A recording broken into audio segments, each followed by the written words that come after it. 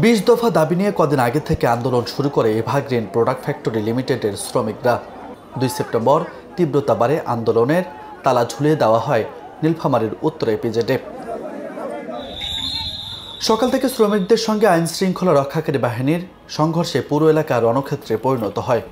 Police ও সেনাবাহিনীর সঙ্গে ধাওয়া পাল্টা ধাওয়া, টিয়ারশেল নিক্ষেপ ও ইটপাটকেল ছোড়ার ঘটনা ঘটে। সংঘর্ষে হাবিব ইসলাম নামের এক শ্রমিকও নিহত হয়। আতঙ্কে আশেপাশের দোকানপাট বন্ধ হয়ে যায়, সাধারণ মানুষও এলাকা ছেড়ে পালিয়ে যায়। উত্তর ইপিজেড ম্যাজেন বিডি ইন্ডাস্ট্রিজ লিমিটেডে চাকরি করি, আজকে প্রায় 10 বছর হচ্ছে। আমরা আজকে ডিউটি করার জন্য গেছি সকালবেলা। আমাদের ডিউটি হচ্ছে 8টায়। আমাদের কোনো আন্দোলন নেই, আমরা সাধারণভাবে ডিউটি করার জন্য গেছি। ডিউটি করার পর যা দেখতেছি উত্তর ইপিজেড যে মেইন গেটটা আছে, ইপিজেড মোড়, ওইখানে দেখতেছি যে গেট বন্ধ থাকার পর আমাদেরকে বলা হয়েছে যে আপনারা 8:30 পর্যন্ত বা 9টা পর্যন্ত এখানে দাঁড়িয়ে থাকেন।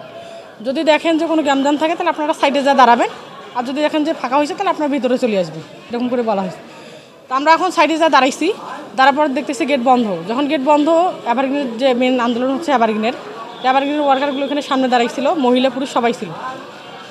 সেনাবাহিনীগুলো কিন্তু দাঁড়াইছিল, আমি যেটা দেখছি আর কি। সেনাবাহিনী দাঁড়িয়ে থাকার পরে কিছুক্ষণ পর যে মেন যে ইয়াগুলো আছে আমাদের, মানে সুপারভাইজার লিডারগুলো আছে, মানে আশেপাশের যে লিডারগুলো আছে, দেখা হয়েছে। তো ভাই এগুলো বলতেছে যে আপু শুক্রবারে আমাদের জেনারেল ডিউটি হবে, আপনারা চলে যান, আর আজকে বন্ধ।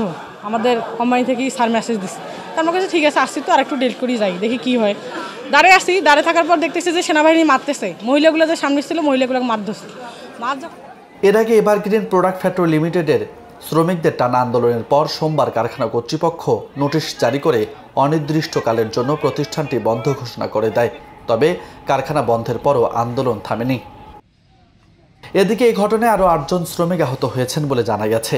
তাদের মধ্যে কয়েকজনকে নীলফামারী 250 শয্যা বিশিষ্ট জেনারেল হাসপাতালে ভর্তি করা হয়েছে। গতকালকে যারা পোস্ট করা হয়েছিল সেই দাবিগুলো মাইনে নেয় নাই। পরে ইপিজেডের এভারগ্রিন আন্দোলন থেকে শুরু করে পুরো কোম্পানি, কোনো ইপিজেডের যে 13টা কোম্পানি আছে, 16টা কোম্পানি, এরা কেউ কিন্তু কর্মস্থলে যোগ দেয় নাই।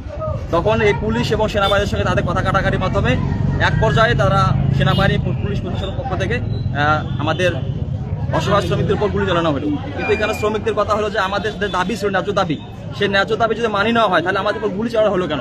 আমাদের তো আন্দোলন করতে জানি বা মারামারি করতে আমরা যাইনি, তাহলে আমাদের উপরে আন্দোলনকারীদের উপরে বা আমাদের শ্রমিকদের উপরে নির্মমভাবে গুলি করে তাদের শ্রমিক ভাইদের হত্যা করা হলো কেন? কারখানা কর্তৃপক্ষ নোটিশে জানিয়েছে, টানা আন্দোলনে উৎপাদন ব্যাহত হওয়ায় ব্যাপক ক্ষতির আশঙ্কা তৈরি হয়েছে। তাই বাংলাদেশ ইপিজেড শ্রম আইন 2019-এর ধারা 12 অনুযায়ী 2 সেপ্টেম্বর থেকে অনির্দিষ্টকালের জন্য কারখানা বন্ধ ঘোষণা করা হয়েছে। পরিস্থিতি স্বাভাবিক হলে পরবর্তী নোটিশে পুনরায় চালুর কথা জানানো হবে। এদিকে এই বিষয়ে জানতে নীলফামারী সদর থানার পুলিশের ভারপ্রাপ্ত কর্মকর্তা MR সাইদের সঙ্গে একাধিকবার যোগাযোগ করলেও তিনি ফোন রিসিভ করেননি। নিউজ ডেস্ক, বার্তা 24।